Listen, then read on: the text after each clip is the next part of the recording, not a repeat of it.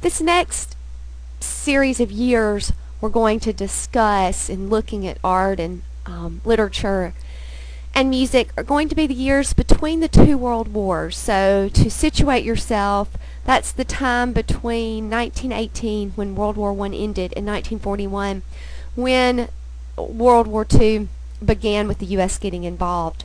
World War I is often called the Great War, and it was marked by trench warfare, great use of technology in warfare for the first time. Poison gas was used against enemies for the first time, as were machine guns, tanks, planes. And as a result of this, millions of people died. 3.5 million Germans alone died, and 5 million Allied forces died. So a extremely brutal, costly, nasty war. And as a result of the war, politics in Europe changed. You had Lenin, for example, toppling the royal family, the Romanovs, in Russia to create the Soviet Union. You had Germany devastated by World War I, which led to the rise of Hitler and his National Socialist movement, which led to Nazism, the Holocaust, and World War II. And in Italy, the fascist Mussolini came to power. So in Europe, things were very much unsteady, in flux, great changes. You also had great technological advances worldwide: the automobile, cinema, radio, mobility, and easy access to information as never before as a result of those technological advances. And with all of this came a sense of pessimism, a cynicism about the war, about the world. Many writers wrote about the stupidity and carnage and waste of war. Many of them protested or became total pacifists or exhibited just a distrust for governments everywhere. And so on the heels of these things, we get literature that fits into a category that we call modernism. And while not every single piece of literature that was produced from 1918 to 1941 shares these characteristics, many of them do. And these are characteristics that came to be associated with literary modernism, or what we call the modernist movement in literature. And some of those characteristics are these: fragmentation. You got works that didn't necessarily have a clear beginning and a clear end, and a middle even. Often works were just pieced together, an image here, an image there. They really showed fragmentation. And think about some of these characteristics that I'm discussing, and you can probably see Impressionist, Post-Impressionist, and Cubist sort of at work here in some of this. Abandonment of traditional forms. That was another characteristic, that they set aside traditional literary genres and traditional literary forms and wrote in new sort of ways. There was a sense of alienation, of disconnection between the characters, the speaker, and the larger world. There was a great disconnect there. A distaste for traditional culture, or culture as it existed at that time. However, there was a great desire to look to the past that seemed to be fading. So while they rejected the current culture, they tended to look backwards to a past that they felt like had some sort of center to it. They were pessimistic, didn't have a hope that things would get better, but quite pessimistic, and wrote sort of in the moment. There's also this playing around with language, pushing and straining and trying to get words to do many things at one time, but just a very inventive way of using language, and with that came experimentation. They were not afraid to try new things. So this literary modernist movement began in the late 19th century, but really starts in 1922. Really begins in earnest in the year 1922. And so I want us to look at, and 1922 marked the publication of a very famous poem by S Eliot called The Wasteland, which we're definitely going to talk about. But I do want to talk about two authors that are directly connected to this modern movement, Yates and Eliot, and then mention a little bit about Virginia Woolf, who was very instrumental in the early women's rights movements and works in the U.S. and in Europe. So William Butler Yates, we'll talk about him just for a few minutes. He was Irish. He was born in 1865 and he died in 1939. And he was seeking a belief or a value system that would help him make sense of his world. And so we get in his poems lots of mysticism, folklore, spiritualism. He has this very well worked out symbolic system that he uses over and over and over again as he's trying to make meaning and sense out of what he sees as a world where the center doesn't quite hold together. His early poems are very romantic. The earthiness, the celebration of the peasantry, that are characteristic of romantic poetry. You see that in some of the early Yates. Then he has this period where he celebrates Irish life and culture, just a real celebration of being Irish. And then his final poems dealt with metaphysical things, spiritual things. He was quite an interesting guy, and The Second Coming is probably one of his most famous modernist poems, and I have a link for you guys to listen to it after this slideshow. But one of the interesting things about this particular poem is Yates really speaks a lot to the feeling of a total loss of center or values in a culture. When we use the word second coming, most people with a Christian tradition that Yates would have been very familiar with, even though he himself wasn't a Christian, think of the second coming of Christ. But that's not really what Yates is talking about here. When he talks about the second coming, it's sort of a not a very happy situation. And so it's interesting in how he puts it together. But some of the images that he uses and some of the things that he talks about in those poems, in this poem rather, are very modern. He has a great sense of disillusionment. In fact, he talks about that things fall apart. The center cannot hold.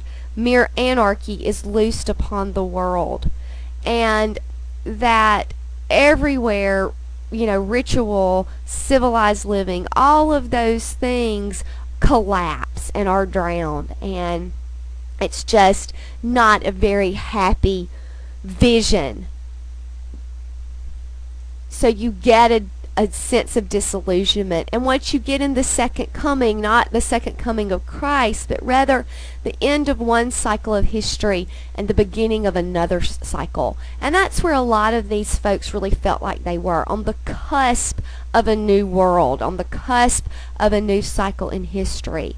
And so you get that in his work. So there was great antipathy between Yates and the Roman Catholic Church. They hated him, he hated them, in a large part because he didn't cling to the traditional Christian value system and wrote expressing things in that manner, that he didn't believe in those things. Now, I mentioned S Eliot, who was actually born in St. Louis, but became an expat and lived in England most of his life. And like Yates, he really lamented the decay of culture. And he looked around him and saw things fragmented, saw things, as Yates would say, the center not holding, and that was problematic for him. He wanted to make poetry more precise but also more suggestive. So this is where we get him pushing and straining language. He is very witty and very ironic in his poetry. And one of the things that Eliot does is eliminate the connectives or transitional parts between ideas and images. So he just juxtaposes images together without explaining what they're doing together. So you have to draw those own conclusions, and so you really feel that sense of fragmentation. And the Wasteland itself is a series of scenes and images. And he actually wrote it while recovering from a nervous breakdown. So some people say, oh, he was just nuts when he wrote it. But he really did have a clear grasp of what he was trying to do in this poem. And that was to sort of try to recreate how he felt about the times. And so you get the Wasteland, which you'll get to hear a part of. And it is a series of images just smashed together. You get a sense of spiritual dryness, of insignificance, of a need for regeneration, and he uses phrases like heaps of broken images. I will show you fear in a handful of dust. These are types of words and phrases that you hear in the Wasteland. And he shifts back and forth in places from English to German. Every now and then he'll throw in some French. So he just continues to stretch language and to try to show what happens in a culture that doesn't make sense to him anymore. And then we'll turn to Virginia Woolf, and I want to mention her briefly, though she does participate in some of this modernist experimentation with form and language. She can be very fragmented at times, but Virginia Woolf is probably best known for her writings about discrimination against women. She claimed that women needed their own money and space to succeed, to write, to think, to work, and that the existing social structures had not provided those. And so she really sets out to argue for women's rights and understand that women did not get the vote in Great Britain until 1918, and they didn't get the vote in the U.S. until 1920. So, the status of women in the time period we're talking about was very, very different than it is today. And Virginia Woolf is one of those people that sort of helped bring about the beginning of the women's rights movement that took place later in the 20th century. Also, some important writers during this modern period were the writers of the Harlem Renaissance. Now, the height of the Harlem Renaissance was in the 1920s, and it dealt with what it meant to be black and American. And so it was an effort by artists, writers, composers, musicians to create a body of truly African American work. And some of these writers may be familiar to you, and these were people that were very instrumental in the Harlem Renaissance.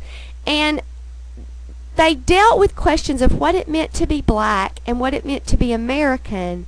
And they believed that America would only be whole by including black voices, and that creativity had to be recognized if blacks were to find their full human identity. So part of what was happening was there was an attempt to redefine stereotypes of blacks and the black experience in America. And many writers and artists converged on Harlem during the late teens and through the 30s to sort of make this new body of African American work possible.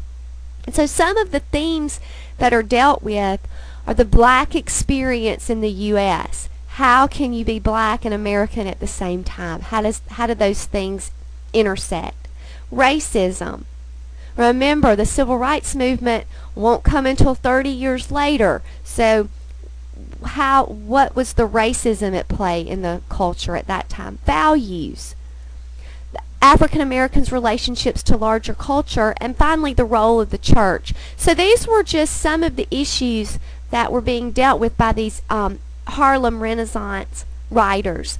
And this is a question that's asked by W.E.B. Du Bois, who is very instrumental in this movement, that sort of sums up, I guess, in a way, what the movement was about. As he asked, what self-identity does an African American affirm who must hold in balance his identity as being African, his place in American life, and the racism he endures?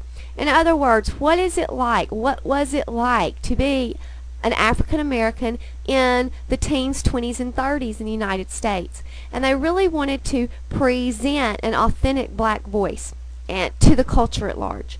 They felt that only then and only then, would American art truly be whole if it included those authentic voices. So as you can see, there was a whole lot going on in the literary realm during these few years between 1918 and 1941. And what you'll find now is a video of a portion of the Wasteland, a video of the Second Coming, and also a link to some poems by Langston Hughes, and then some assignments that sort of accompany all those things.